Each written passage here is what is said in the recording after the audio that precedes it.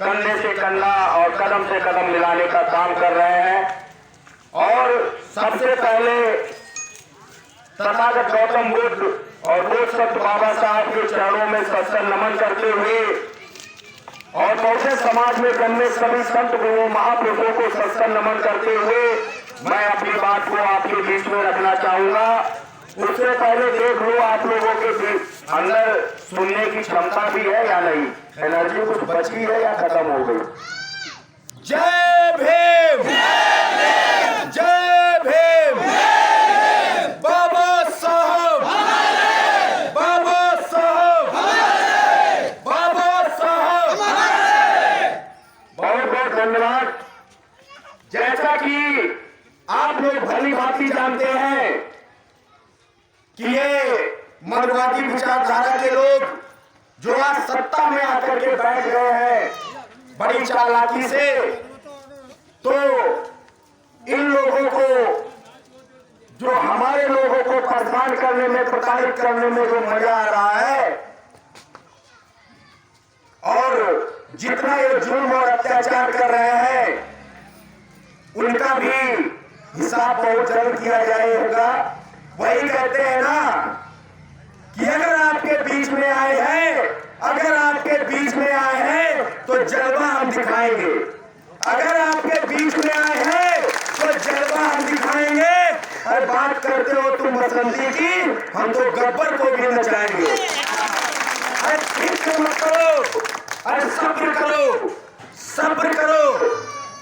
तुम्हारे जुल्म का बदला तुम्हारे जुल्म का बदला तुम्हारी ही हिसाब से बताएंगे। तो आप लोग सब्र रखिए और एक दूसरे का साथ दीजिए।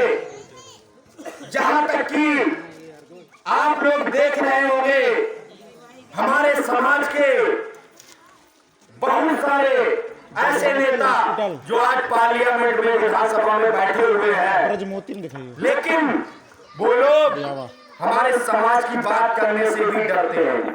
शर्म आती है उन्हें हमारे समाज की बात करने में। तो उन लोगों के लिए मैं बोलना चाहूंगा जो हमारे समाज के गद्दार नेता बैठे हैं, वो लोग बाटा की चप्पल की तरह हो गए हैं जो 1947 से तलवे चाट रहे, उनकी जेब घिसती ही नहीं है। और उन लोगों को मैं भली भांति बता देना चाहता हूं, अब हमारे बहुजन समाज के लोग जाग चुके हैं और भीम आर्मी आजाद समाज पार्टी के लोग अब तुम्हें भली भांति जो तुम हमारे लोगों के ऊपर जुल्म और अत्याचार कर रहे हो, इसका जवाब ईंट का जवाब पत्थर से देना जानते हैं। और हरदोई के जिले के अंदर ही नहीं पूरे देश में भीम आर्मी का डंडा और झंडा दोनों मजबूत हो चुके हैं। और जो ये लोग बोलते हैं कि ये नीले कबूतर, तो मैं उन लोगों को बता देना चाहता हूं जिस दिन नीले कबूतरों के चक्कर में पड़ोगे तो तुम्हारा पिछवाड़ा लाल कर दिया जाएगा, ये याद रखिएगा। और हम लोग शांत हैं तो इसका मतलब ये नहीं है हम कमजोर हैं, इसका मतलब ये नहीं कि हम डरते हैं। अगर बात उसी बात की हुई और बात अगर हमारे संविधान पे हुई, तो अगर हम तथागत गौतम बुद्ध और बोधसत्व बाबा साहब को मानते हैं तो हम लोग महाराणा अपने अशोक सम्राट महाराजा बिजली पासी, महाराजा सीता पासी, महाराजा लाखन पासी, अपने महाराजाओं को भी याद करते हैं और उनका भी रास्ता हम अपनाना जानते हैं। जिस दिन हम लोगों ने संविधान खत्म हुआ और संविधान की जगह अगर हम लोगों के हाथों में हथियार आ गए तो तुम लोगों को तुम्हारी औकात 2 मिनट में बता देंगे। और कमजोर है तो याद कर लो माता वीरांगना उदा देवी पासी को, जिन्होंने अकेले 36 अंग्रेजों को मौत के घाट उतारा था। अगर तुम्हें गलत फहमी हो तो याद कर लो माता फूलन देवी को, जिनके ऊपर जब जुल्म और अत्याचार हुआ तो उन्होंने अकेले 22 ठाकुरों को लाइन में खड़ा करके गोली से छलनी कर दिया था। अगर गलत फहमी हो तो याद कर लो कोरेगांव, जहां पे हमारे 500 महाभाइयों ने 28,000 ब्राह्मणों के सर धड़ से अलग कर दिए थे। अगर तुम लोगों को फिर भी ना समझ में आता हो तो याद कर लो महाराजा सुहेलदेव पासी को, जिन्होंने 1.25 लाख सैनिकों सहित विदेशी आक्रांता सैयद सलाम महमूद गाजी को 1.25 लाख सैनिकों सहित धड़ से अलग कर दिया था। तो हम लोग सिर्फ चुप इसलिए हैं कि हम लोग बाबा साहब और बोधसत्व बाबा साहब को मानते हैं और तथा गौतम बुद्ध की पूजा करते हैं और उनके बताए हुए रास्ते पे चलते हैं और संवैधानिक तरीके से कार्य करते हैं। और जिस दिन संविधान खत्म होगा तो तुम लोगों को ये पता चल जाएगा कि ये बहुजन समाज के लोग क्या कर सकते हैं। और मैं एक बात आप लोगों को बता देना चाहता हूं कि बाबा साहब ने कहा था कि आप हमें मूर्तियों में नहीं किताबों में ढूंढिए, क्योंकि आम मूर्ति हमें पूजने से ज्यादा पढ़ने की जरूरत है। आप उन्हें एक बार पूजा मत करें उनकी, लेकिन उनके बारे में पढ़िए, तभी आप और आपका परिवार और आपका समाज आगे बढ़ सकेगा। तो इसीलिए और जो लोग बात करते हैं संविधान खत्म करने की, तो उन लोगों के लिए 2 पंक्तियां बोलना चाहूंगा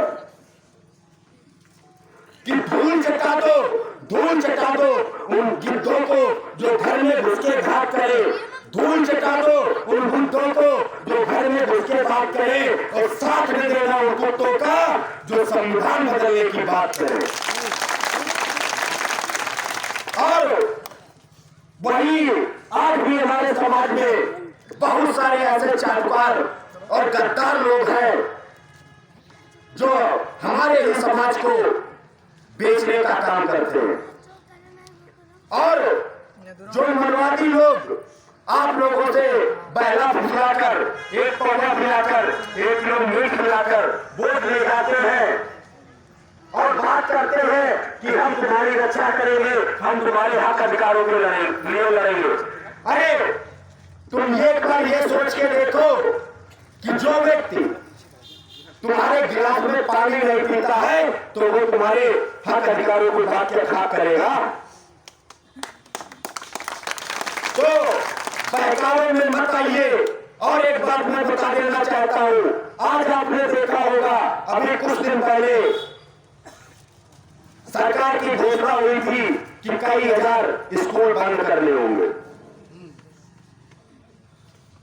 उनको जो वहां पे बच्चे हैं 50 से कम जिन स्कूलों में बच्चे हैं, उन बच्चों को दूसरे स्कूलों में शिफ्ट किया जाएगा। अरे मैं सरकार के लोगों से पूछना चाहता हूं कि जिस स्कूल में 1 या 2 अध्यापक अगर स्कूल को चला रहे हैं तो 1 से 5 तक के बच्चों की क्लास वो कैसे ले पाएंगे। अगर 2 अध्यापक हैं और 5 क्लास हैं तो कैसे वो सारी क्लास अटेंड कर पाएंगे। तो पहले आप हर स्कूल में ऐसी सुविधाएं करवाइए। और ये आप लोग भली भांति जान लीजिए, ये आप लोगों को दारू फ्री में दे देंगे, राशन फ्री में दे देंगे, तुम्हें 2 दिन के लिए ट्रेन का टिकट फ्री में दे देंगे, लेकिन तुम्हारे बच्चों को शिक्षा कभी मुफ्त में नहीं देंगे।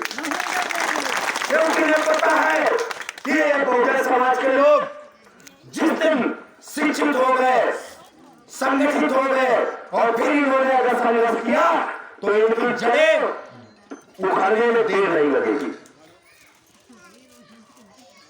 और हमारे समाज में ही आप देखते होंगे, अगर हमारे समाज का कोई भाई अगर आगे बढ़ रहा है तो हमारे समाज के लोग भी उसकी टांग खींचने का काम करते हैं। तो आप लोगों से निवेदन है कि आप लोग अपने लोगों की टांग खींचना बंद करिए। अगर वही कहते हैं ना कि अगर आपको किसी की बराबरी ही करनी है तो अगर उसने अपने बच्चे को कांस्टेबल बनाया है तो आप उसे दरोगा बनाने की कोशिश करिए। अगर उसने अपने बच्चे की 2 कोचिंग क्लासेस लगवाई है तो आप उसकी 4 कोचिंग क्लासेस लगवाइए। इससे आपके सब परिवार का और आपके समाज का उद्धार होगा, इसी से आपका समाज आगे जाएगा। अगर आप कहें नहीं इसने मुझे 1 गाली दी है मैं इसे 4 गाली दूंगा तो इससे आपका परिवार बर्बाद होगा, आपका समाज बर्बाद होगा, इससे आपका परिवार कभी भी आगे नहीं बढ़ सकता है। तो आपस में भाईचारा बना के रखिए। अगर जितनी तुम्हारे अंदर गर्मी है वो सामने वाले के लिए बचा के रखिए। जो लोग आपस में अगर वही जरा सी मेड़ की लड़ाई हो, जरा सी मेड़ की लड़ाई हो तो लाठियां निकाल लेंगे, बंदूकें निकाल लेंगे। लेकिन वही लोग जब मनवादियों द्वारा जुटियाए जाते हैं तो मुझे तो शब्द भी नहीं निकलते। तो आप लोग ये समझिए कि अगर मैं तो ये जानता हूं अगर आपका कोई बड़ा भाई अगर आपको कुछ गलत भी बोल देता है तो भी मैं उसमें अपनी बेइज्जती नहीं समझता हूं। अगर कोई बाहर का व्यक्ति आकर के हमें गलत बोलता है उसमें हमारी बेइज्जती होती है। तो आप लोग इन चीजों को समझिए। तभी सबसे पहले तो आप अपने बच्चों को वही बाबा साहब का मूल मंत्र था कि शिक्षित बनो, संगठित हो और संघर्ष करो। जब आप शिक्षित होंगे तभी आप अच्छाई और बुराई की परख कर सकते हैं कि कौन हमारा भाई हमारे लिए खड़ा हो सकता है और कौन हमारा भाई हमारे लिए नहीं खड़ा हो सकता है, कौन हमें बरगलाने आया है और कौन हमारी लड़ाई लड़ने आया है। आज आप देख रहे होंगे बहुत सारी पार्टियों ने संविधान की बात वोट के टाइम पे संविधान के नाम पे वोट लिया, लेकिन आज वो आपको ठेला दिखा रहे हैं। अगर आपकी कोई बात कर रहा है तो वो अकेला सांसद भाई चंद्रशेखर आजाद है। वो चाहे किसी भी धर्म का हो, किसी भी समाज का हो, हर किसी की बात करते हैं। हर मजलूम, हर पिछड़े, हर गरीब, हर शोषित, हर वंचित की बात करते हैं।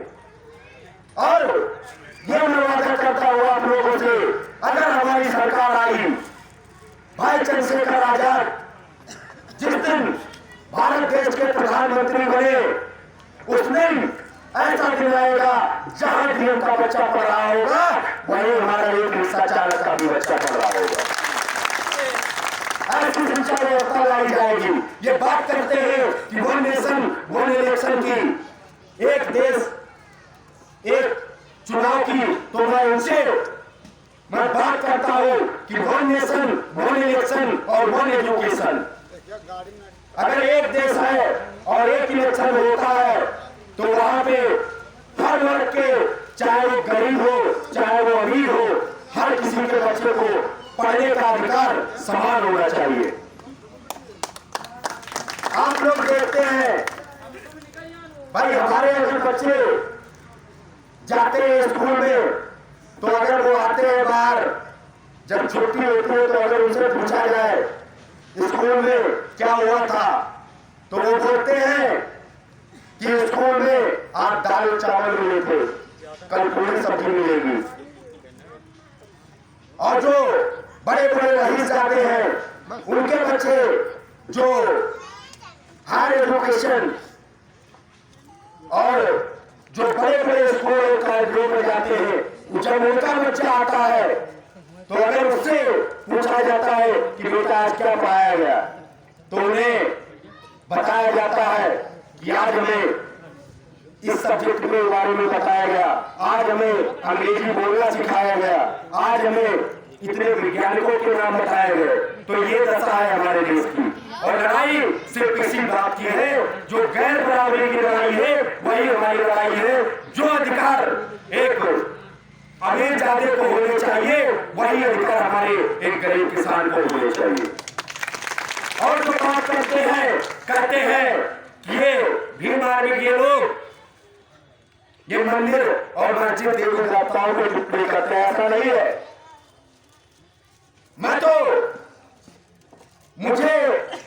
मैं तो यही कहना चाहूंगा कि ना मंदिरों की बात हो और ना शिवालयों की बात हो, ना मंदिरों की बात हो ना शिवालयों की बात हो। जनता बेरोजगार है साहब, पहले निवालों की बात हो। ना मंदिरों की बात हो ना शिवालयों की बात हो, जनता बेरोजगार है साहब, पहले निवालों की बात है। ना ही हमें दिक्कत है आपके भजन से और ना ही हमें दिक्कत है आपकी अजान से। हमें दिक्कत है तो बॉर्डर पे खड़े ये नौजवानों की जाती हुई जान से और खेतों में काम करते हुए किसानों की आत्महत्या से। तो हमें आपके किसी धर्म और उससे हमें कोई दिक्कत नहीं है, आप जो भी करते हैं करिए, लेकिन आप धर्म और मंदिर और पाखंडवाद की राजनीति से बाहर आइए और हमारे लोगों के बीच में जो असमानता फैली हुई है, जो हमारे लोगों के बीच में अत्याचार और दुराचार होते हैं, उन चीजों को आप कंट्रोल करिए, हमें कोई दिक्कत नहीं है। और जो बात करते हैं कि हम लोग धर्म पे प्रहार करते हैं, ऐसा कुछ नहीं है। वही कहते हैं ना कि बिना कारण कोई किसी के विरुद्ध नहीं होता, बिना कारण कोई किसी के विरुद्ध नहीं होता और जाति से साहब कोई अशुद्ध नहीं होता। बिना कारण कोई किसी के विरुद्ध नहीं होता और जाति से साहब कोई अशुद्ध नहीं होता। अरे कुछ तो कमी रही होगी तुम्हारे धर्म में, वरना महलों का राजकुमार गौतम बुद्ध नहीं होता। और मैं तो बस यही कहता हूं, आप कुछ भी कर ले, कितना भी पूजा अर्चना कर ले, अगर आपके अंदर का हैवान जिंदा है तो आपका भला कभी नहीं होगा। वही बहुत खूब कहा है कि मलमल धोए शरीर को धोए मन का मैल, मलमल धोए शरीर को धोए मन का मैल और नहाए गंगा गोमती रहे बैल के बैल। वही हमारे भाई 200 किलोमीटर कांवड़ यात्रा लेके चले जाएंगे, वही हमारे भाई 12 कोस की वैष्णो देवी की चढ़ाई कर लेंगे, लेकिन अगर उनके पिता की तबीयत खराब हो और बोल दिया जाए 2 किलोमीटर से दवाई लानी है, पैदल चले जाओगे तो कभी नहीं जाने वाले। तो इन चीजों से आपका उद्धार नहीं होने वाला है। आप अपने अंदर का जो कीड़ा है उसे मारिए पहले। अगर आप जाते हैं, मैं तो यही देखता हूं, ऐसा नहीं है मैं नहीं गया हूं, मैं भी बहुत तीर्थस्थलों पे गया हूं पहले।